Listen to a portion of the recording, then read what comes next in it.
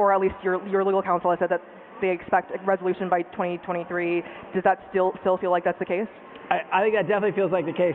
I mean, look, it's incredibly frustrating to be a citizen of a company based in a country that is behind almost every other country in providing clarity around crypto. I mean, even here in Canada, Canada has approved a Bitcoin ETF.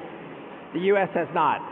I think there's so many examples where the U.S. has been out of step with other G20 economies. And again, I'm not talking about random,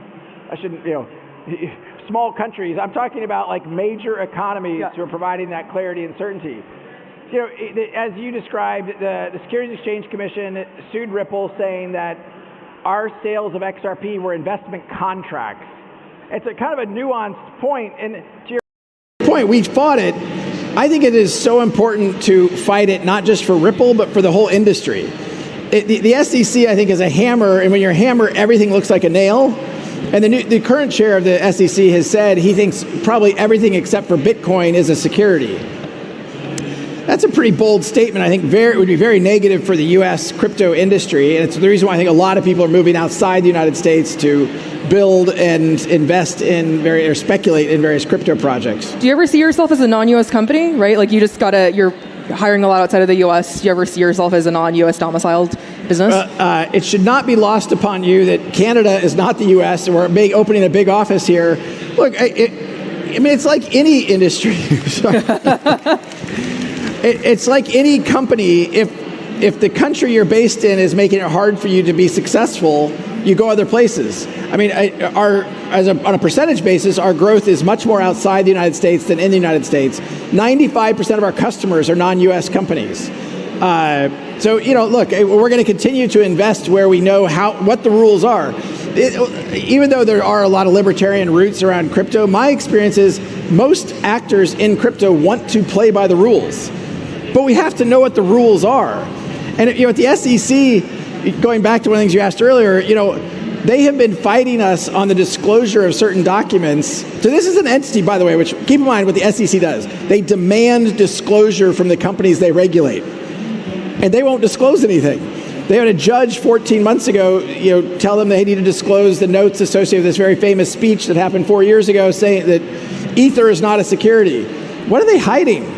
Yeah. Like, why, it's been 14 months and they're still fighting to hide those notes. So walk us back a little bit. Tell us why that particular speech was so significant for you, because you're not Ether, you're XRP, but why does that matter for you? Well, so I'm Ripple, we use XRP, but look, in June of 2018, a director of corporate finance at the SEC named Bill Hinman gave a speech that was well known in the crypto industry because it really was the first time the SEC came out and said, Ether's not a security, and the reason it's not a security is because it's decentralized.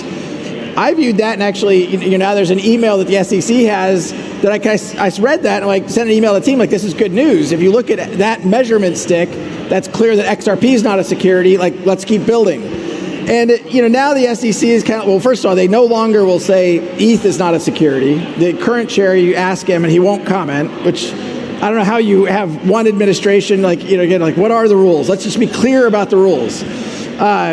So for Ripple, I think that speech was important. I think for the industry, that speech is important. It does go back to Ripple's fighting this fight, not just for Ripple, but because the whole industry needs the certainty. The whole industry needs the clarity. If we want the United States, the largest economy in the world, to be a major player in crypto, we need this clarity and certainty. And so far, I'm very happy with how the court case has gone. Certainly, I wish it would have gone faster.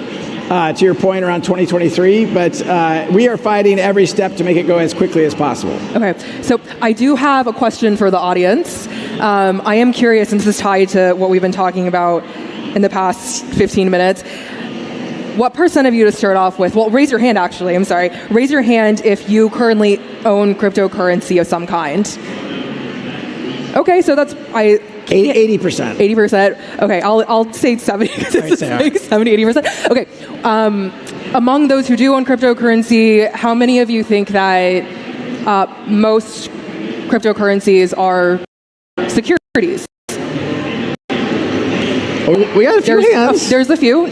Maybe five hands? Not a lot. Okay, so Now, let's pause on that just one second, because I think that's interesting. So to be a security, that means, the way the law works, that means you get right, title, and interest of the ownership of the company. So think about that. So if you buy ETH, do you get right, title, and interest in the company consensus? If you buy XRP, do you get to vote on who the board of directors is at Ripple? You and I talked a little bit backstage about this. Ripple did a Series A financing, we did a Series B financing, we did a Series C financing. The board of directors is voted on by our shareholders. XRP holders are not our shareholders. So when I hear people say, well, these are securities, I'm like, well, by kind of the normal legal definitions, they don't fit very well. You might argue there's something new and different. I think it's very clear these are mostly commodities, and I think should be regulated as such. No. All right. So this week is actually going to be it's going to be interesting, right? To your point about the Hinman speech, the documents, there is something maybe happening this week around whether or not those documents will be admitted to court. Can you give us an update on that? Well, so as I described earlier, 14 months ago, the SEC was ordered to turn over those notes. They then have claimed other, kind of delay. There was a hearing, I think it was last week or the week before, where the judge again listened to the SEC explain why they shouldn't have to turn those notes over. There should be a ruling imminently, meaning could be today, could be tomorrow, maybe it's next week. You never really know when a judge is going to make a ruling. But this is, again, just on the discovery. But we expect that ruling imminently. And I think it's clear to us that the judge has previously said you have to turn these notes over. We'll see what the judge says this time. It is interesting to me, like the chair of the SEC has said justice delayed is justice denied, yet they are delaying this every single step of the way. Yeah. So let's play a very dangerous game of what if. What happened? So I'm glad there's only 2 minutes left. I know, it's going to have to be a really fast game. Okay, so I'll start with what happens, right, if you do not get a ruling in your favor. XRP is called a security. In the United States. You would be out of the United States. No. I was clarifying your question. The SEC only has jurisdiction in the United States. And in some ways, if you think about how the world is operating right now, it's as if the case has been lost.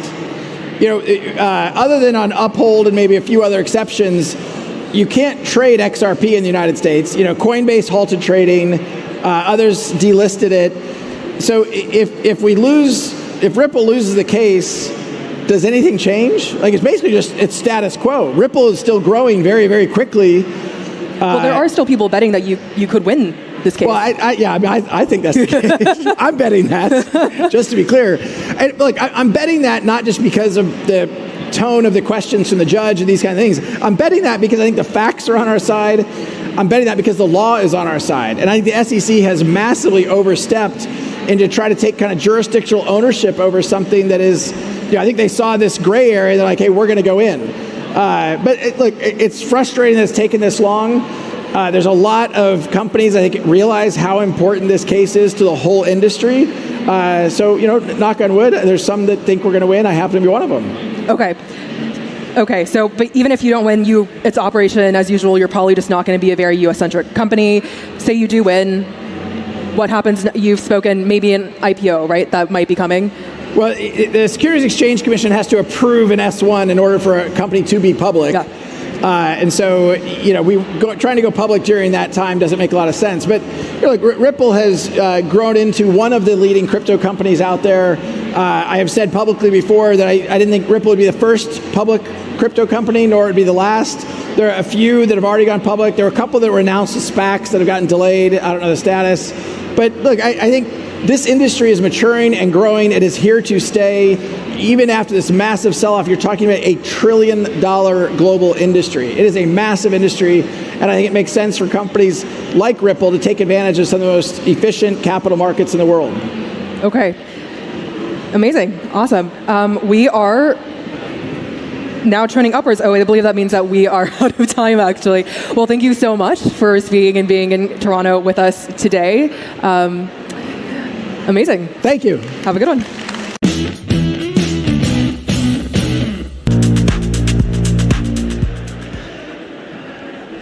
Amazing. Well, you just flew in today. Thank you so much for being here with us. Absolutely. Got here late last night, but all good. Good to be here. Toronto is beautiful. Toronto is beautiful. You're also going to be spending a lot more time here. Yes. Yes. So starting with the news of the past couple of days, at least, or the most recent news for Ripple, at least, you are opening up a new hub in Toronto. You're about to